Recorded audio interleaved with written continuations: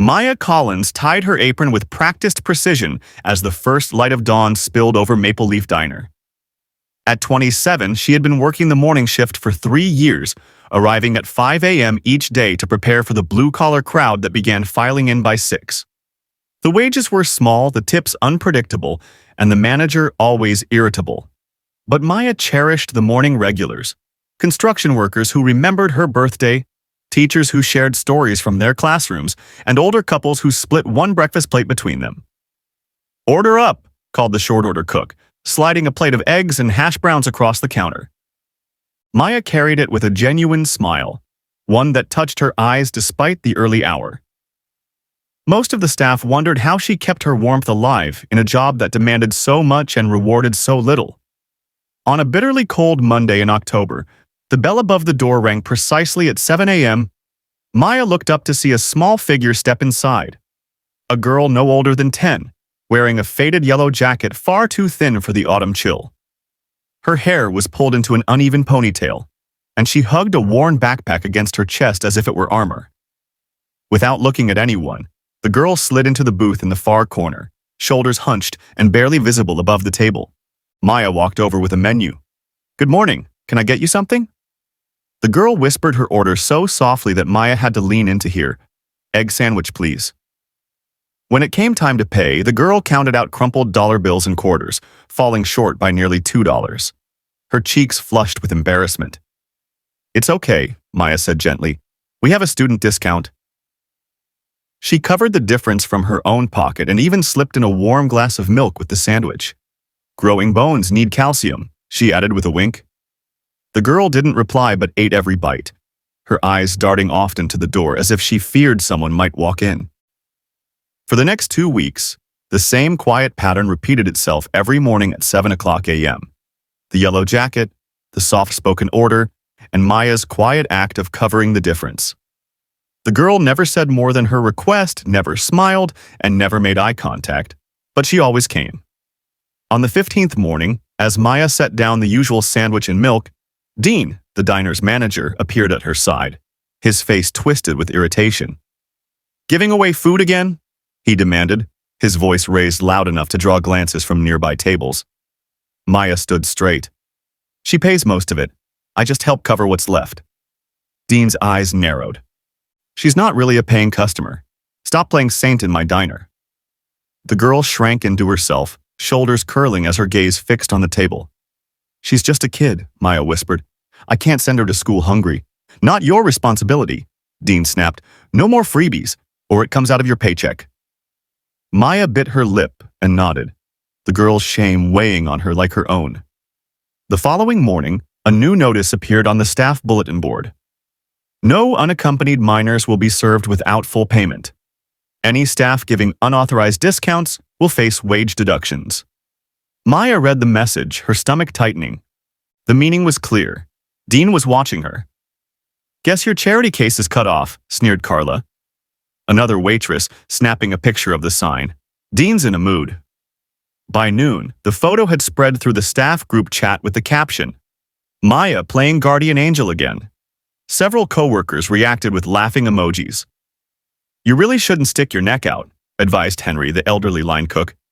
"This job's tough enough without stirring things up." Maya didn't answer. She just kept refilling ketchup bottles with slow, deliberate movements, though her mind stayed fixed on the girl in the yellow jacket. At 2:15 p.m., Dean summoned Maya into his cramped office behind the kitchen. A single sheet of paper sat on his cluttered desk, an official warning notice. "Sign here," he said flatly, not bothering to look up from his invoices. "First and last warning about unauthorized discounts." "Dean, she's just a child trying—" "Not our concern," he interrupted sharply. "Parents should be the ones feeding their kids. Sign it." Maya took the pen, her hand trembling.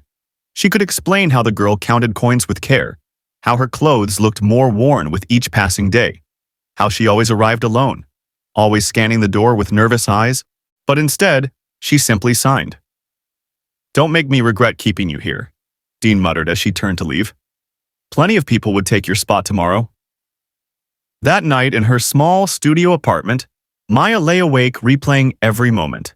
She couldn't afford to lose this job. Rent was due, student loans lingered, and waitressing positions that allowed her to continue night classes were rare. But the thought of refusing the girl made her stomach twist. By morning, her mind was made up.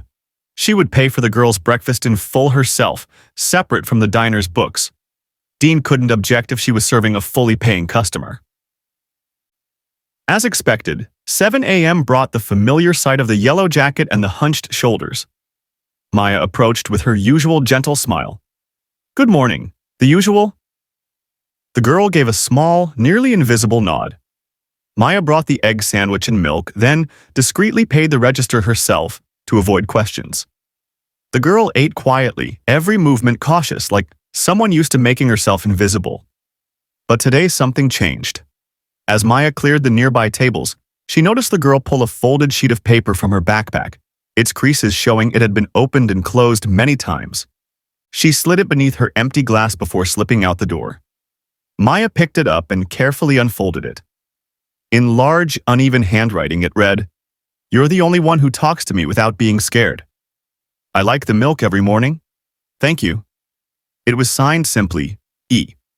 A lump rose in Maya's throat, and she tucked the note into her apron pocket close to her heart.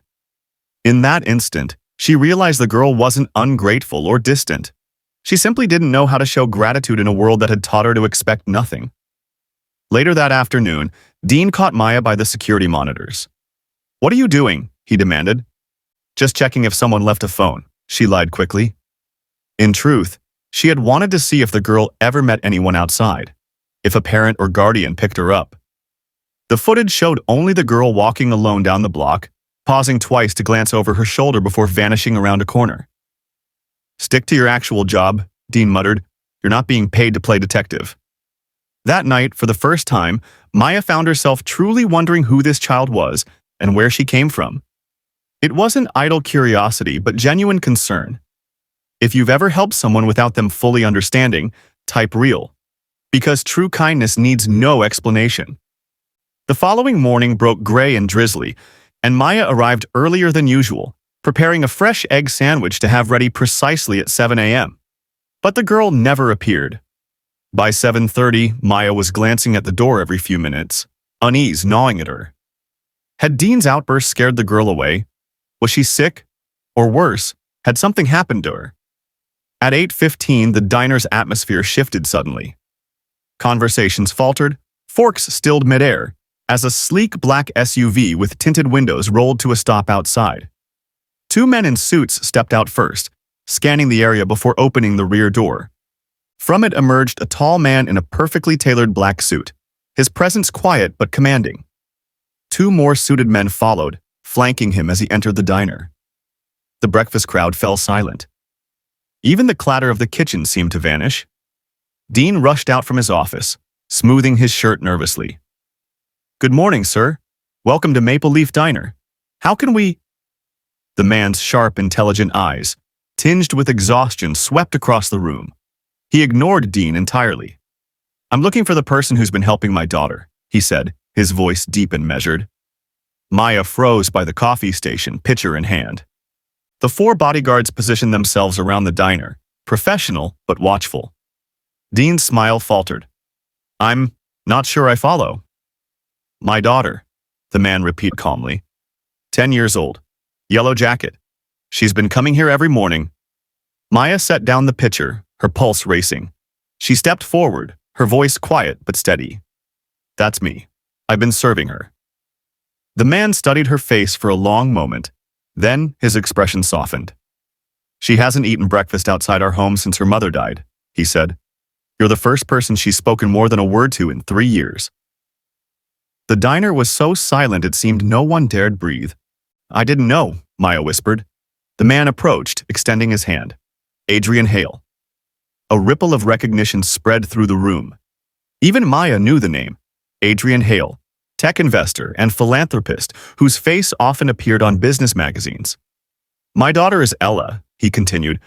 "After her mother's accident, she stopped speaking. Therapists, specialists, medications, nothing worked. Then yesterday, she handed her tutor a note about a kind waitress." From his jacket, he withdrew the very same folded paper Maya had seen. This is the first time she's reached out to anyone. His steady composure cracked slightly. I had to find out who you were. Dean stepped forward quickly, his demeanor transformed. Mr. Hale, I can assure you we welcome your daughter here. In fact, I personally instructed Miss Collins to... Adrian's gaze hardened as he turned to him. Really? Because my security team overheard a very different story from your staff this morning. Dean paled. Where's Ella today? Maya asked, worry overwhelming her awe. Home with a cold, Adrian replied. She was upset about missing her breakfast here. He turned back to Dean, his voice controlled but firm. I don't need your apologies. What I need are people like her. He nodded at Maya. In my organization. From his pocket, he drew a business card and handed it to her. Miss Collins, if you're interested in opening your own restaurant, I'd like to finance it completely. Maya stared at the card, her vision blurring with tears. I don't understand, she whispered. You showed kindness to my daughter when she felt invisible, Adrian said simply. I'd like to return that kindness. Just then, the diner door chimed. A small figure in a yellow jacket stepped inside, followed by an older woman who seemed to be her caretaker. Ella, no longer just the quiet girl in the corner, walked slowly toward Maya. For the first time, she looked straight into Maya's eyes. Will you still have egg sandwiches? She asked in a small but clear voice. Maya knelt, tears streaming freely. Every single day if you want them. Ella smiled, fragile, tentative, but unmistakably real. If you believe kindness will be heard even when words are hard to find, type heard. 1 month later, E-Mornings opened 6 blocks from Maple Leaf Diner.